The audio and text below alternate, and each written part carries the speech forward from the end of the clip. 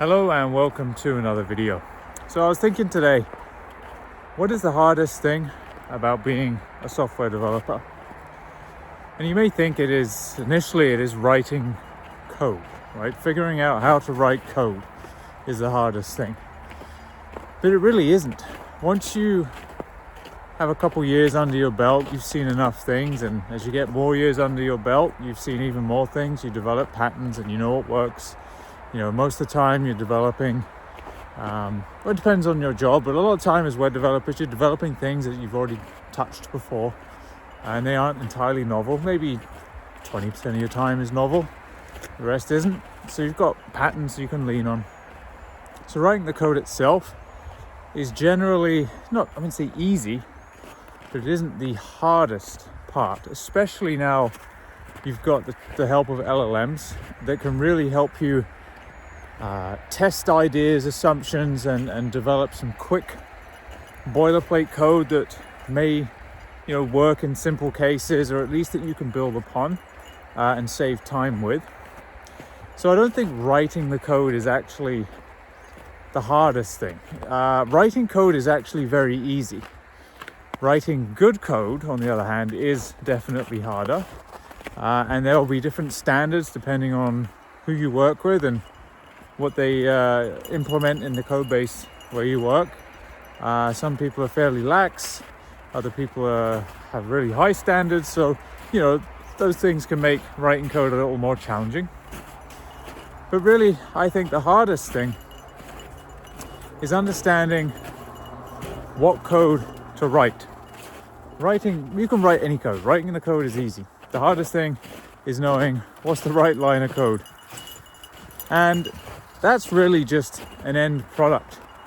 It all begins with understanding what it is you are building. What is the requirement that you need to meet? And different places work differently with the way that they set work and set requirements. But in general, you're going to get, depends on how you work. In Agile, you might get an issue or a ticket with so many story points. If you're working in another approach like ShapeUp, you're going to get a full document where you build an entire feature by yourself. But each of these has a set of requirements. And it really depends on who wrote the requirements, how well they were written, and your ability to digest them and understand them. And then there's also synthesizing those requirements with what you know already about the technology that you're using, the conventions in the technology that you're using, as well as the practices of where you work, as well as the domain knowledge of where you work. So domain knowledge meaning kind of the product knowledge, the business logic, not necessarily technical things. Now, all of these things come together when you're trying to understand what requirements are, because two different people could read a set of requirements and have very different understandings of what those requirements mean, at least in the fine detail. I think in general they may have directionally a decent overlap, but the person with more experience is going to understand those requirements far better than someone that has less experience. And that's one of the biggest challenges I have at work. Where I work right now, I've been there less than a year.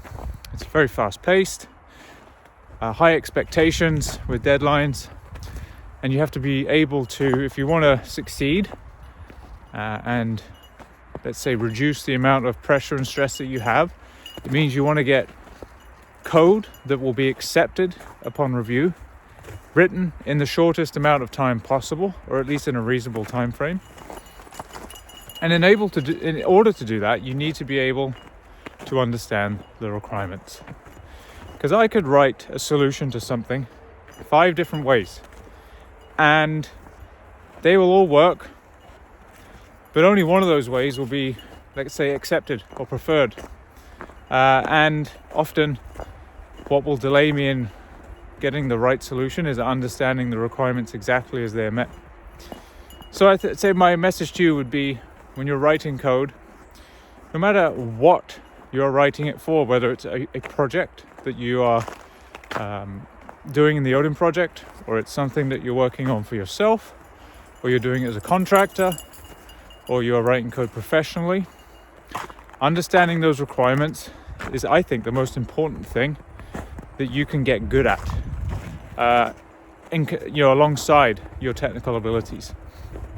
And like I said, that boils down to your ability to understand your technology, but also the domain and the practices of where you work.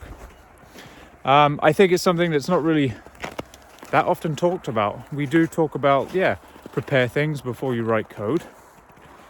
But at least in my memory, that doesn't really go too far beyond just sitting down with a pen and paper and trying to scope things out.